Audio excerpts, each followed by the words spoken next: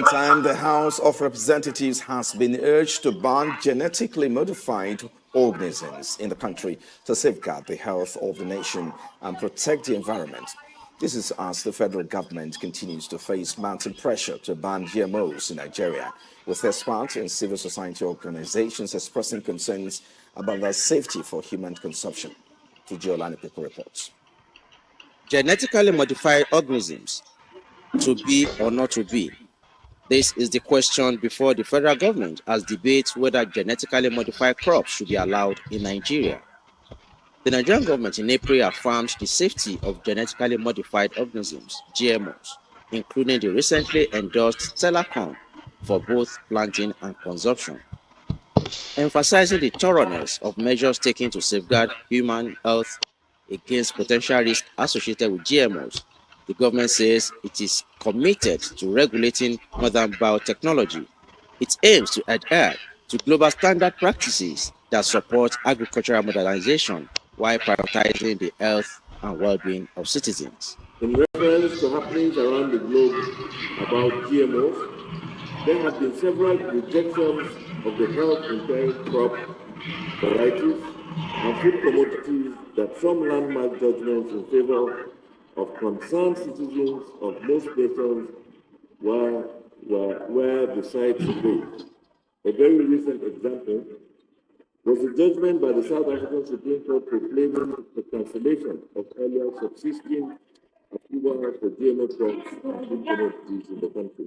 As good as this may sound, at least 92 African civil society organizations are asking Nigerian Parliament to prohibit the use and consumption of genetically modified organisms in the country to protect the environment and health of citizens.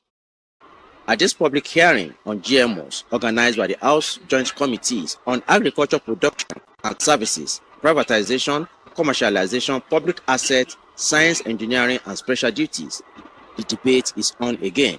The CSOs allege that the rising cases of cancer and other related diseases are traceable to the use and consumption of GMOs. This is a battle that must be fought and won, because the overall long-term effects of consumption of GMO foods and the pattern of consumption. But what I want you to know, GMOs are time bombs. The CSOs say 19 European Union countries, 4 Asian countries, 2 African countries, and 5 countries in the Americas have banned GMOs. Basically acting as the public relations experts of foreign interests that are trying to plant or pursue this GMO in our country. That all of us witness regulators acting as business consultants, right? Being more carried away by their decision to approve GMOs in our country than to prevent the impact of GMOs on Nigerians. There's external interests that are interested in marketing dumping GMOs, which are agents of mass destruction. These are biological weapons. I'm a professor of bioinorganic chemistry. They are pushing insecurity on our nation. Chairman of the committee, Bello Kauje, urged the stakeholders to be objective and be patriotic in their submissions. Conduct a comprehensive investigation into the introduction of the genetically modified crop, GMC, into the Nigeria by the National Biodiversity Management Agency to assess the potential health and environmental risks associated with it. Honorable colleagues, the significance of these two investigations cannot be overemphasized as they play a crucial role in the national food security.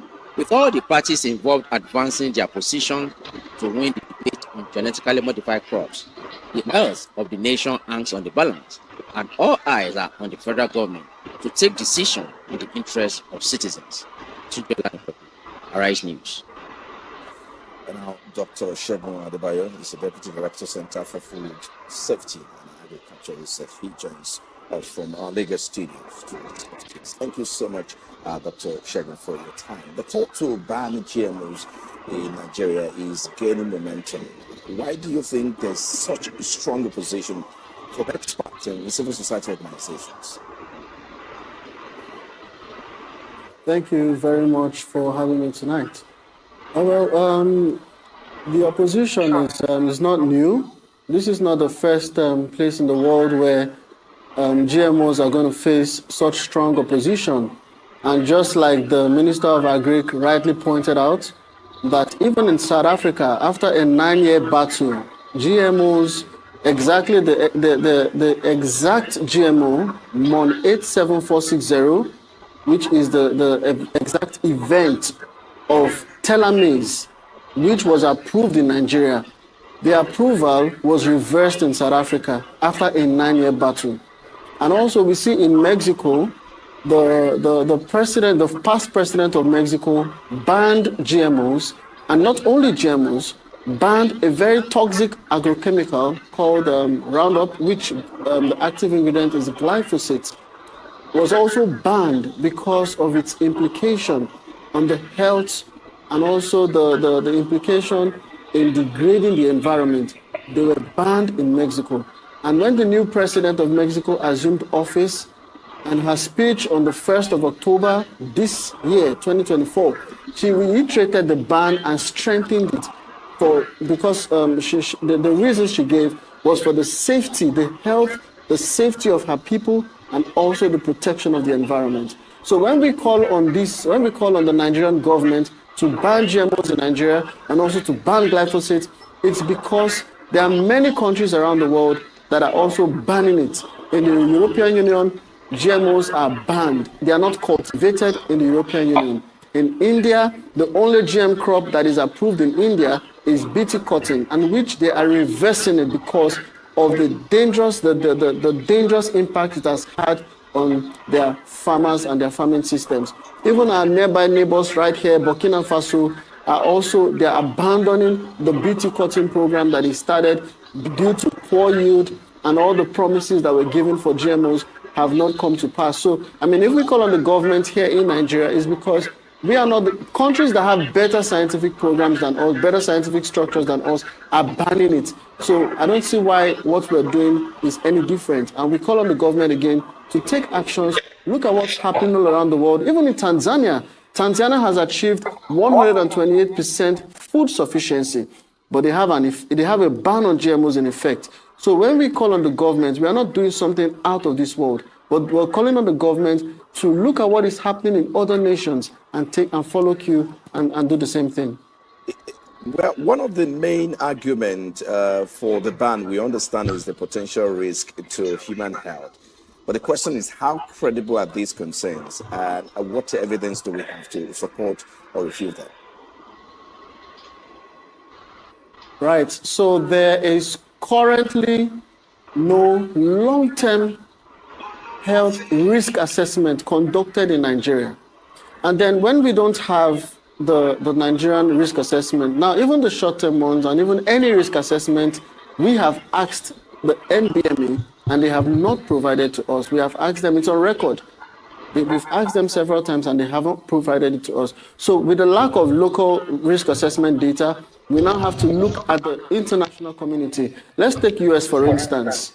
Over 125,000 people have received compensation from Monsanto for contracting cancer by using their product, which is it's a mandatory add-on with GMOs. That's number one. And Monsanto has paid over $10.9 billion to these people. The records are out there. You can look it up on the internet. Number two, there is sufficient research which we have made available to the House Committee. We've made available to the National Assembly. There is sufficient research that proves that GMOs cause cancer. GMOs, there's sufficient research for that. There's sufficient research to prove that GMOs lead to antibiotic resistance. There's sufficient research to prove that GMOs lead to reduced fertility. sufficient research for that. There's sufficient research also that GMOs cause endocrine, they disrupt the endocrine system in the human bodies. So these are researches that are on the internet. They're available by reputable organizations all around the world.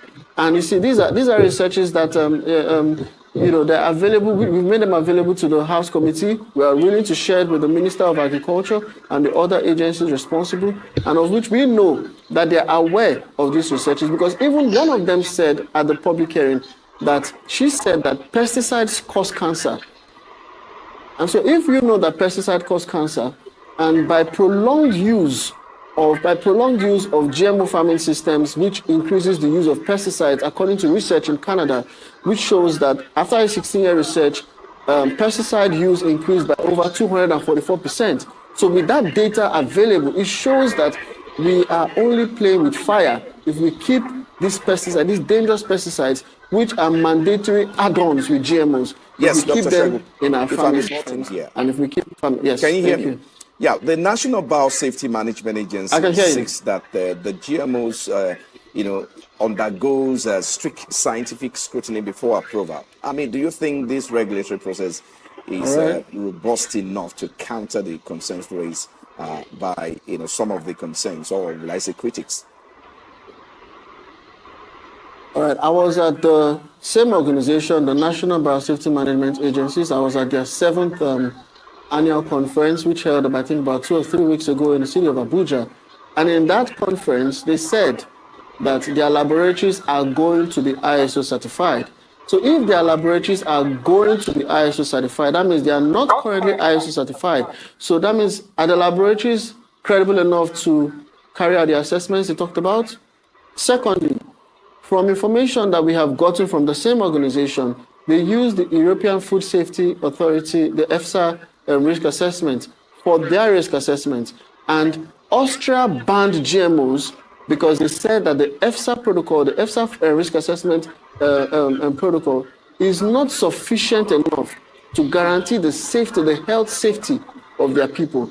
The records are out there. So if that is the risk assessment process and procedure that our local agency used, we say here today that it is not sufficient, and we still insist that whatever they have done is not sufficient to prove that GMOs are healthy for us here in Nigeria.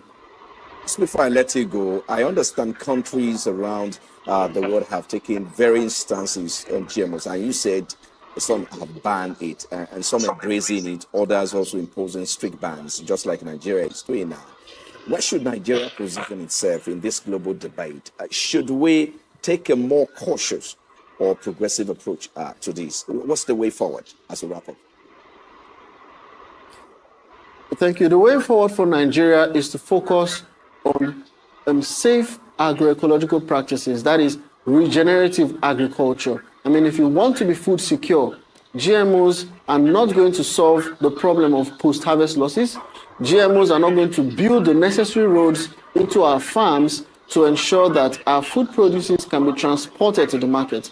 These are problems that have contributed to over 40% of food post-harvest losses. We lose them. They don't get into the society. There's no time you go to the market that you're not going to see food.